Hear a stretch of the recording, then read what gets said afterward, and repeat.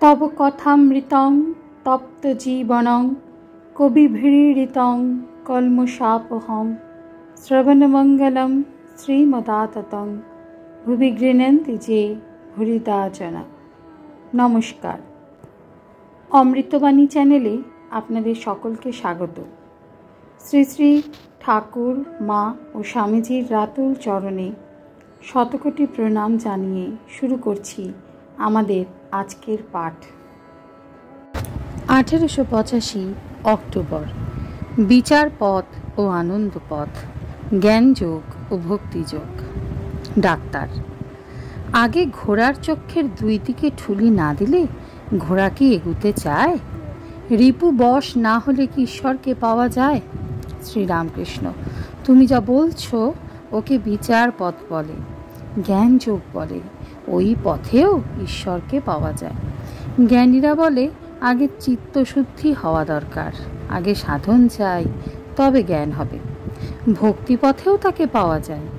যদি ঈশ্বরের পাদপদ্মে একবার ভক্তি হয়, যদি তার নাম গুণগান করতে ভালো লাগে, ইন্দ্রিয় সংযম আর চেষ্টা করে করতে হয় না, রিপুবশ আপনা আপনি হয়ে যায়।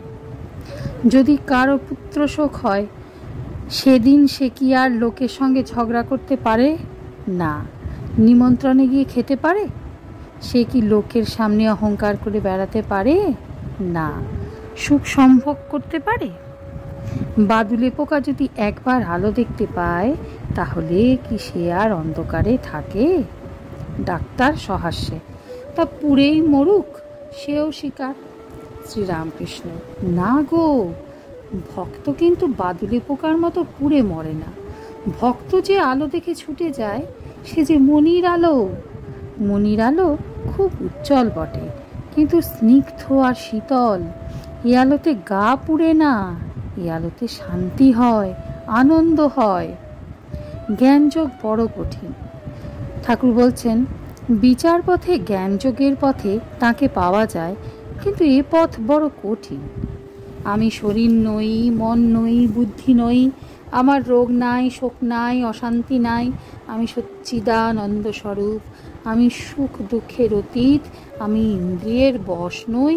এসব কথা মুখে বলা খুব সোজা, কাজে করা, ধারণা হওয়া বড় কঠিন। কাটাতে হাত কেটে যাচ্ছে, তরতর করে রক্ত পড়ছে, অথচ বলছি কই, কাটায় আমার হাত কাটে নাই, আমি বেশ আছি। এসব বলা সাজে না, আগে ওই কাঁটাকে জ্ঞানাগ্নিতে পোড়াতে হবে তো।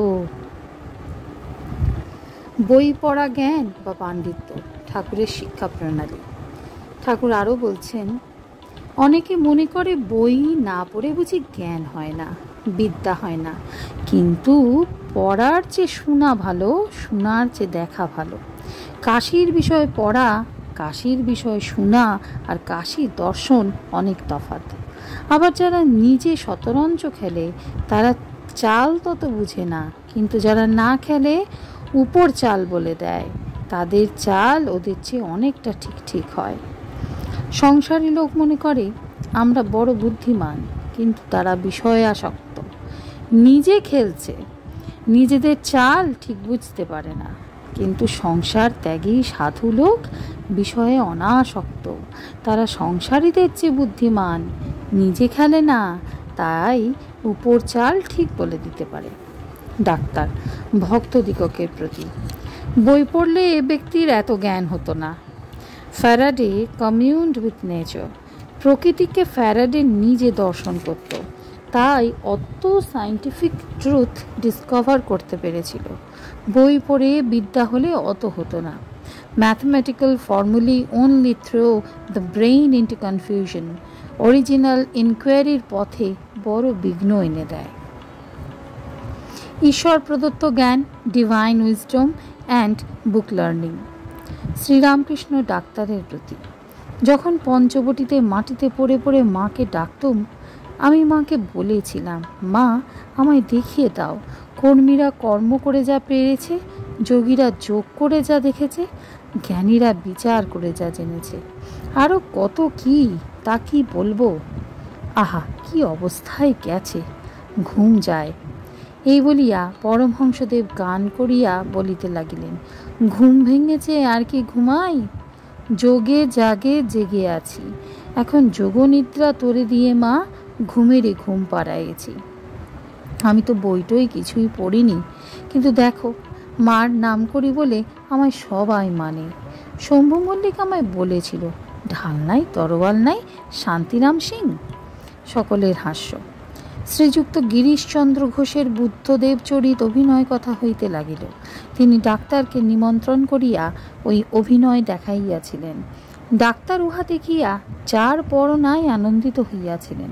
ডাক্তার গিরিশের প্রতি, তুমি বড় বদ লোক, আমায় রোজ থিয়েটারে যেতে হবে। শ্রীরামকৃষ্ণ মাস্টারের প্রতি, কি বলছে আমি বুঝতে পারছি না।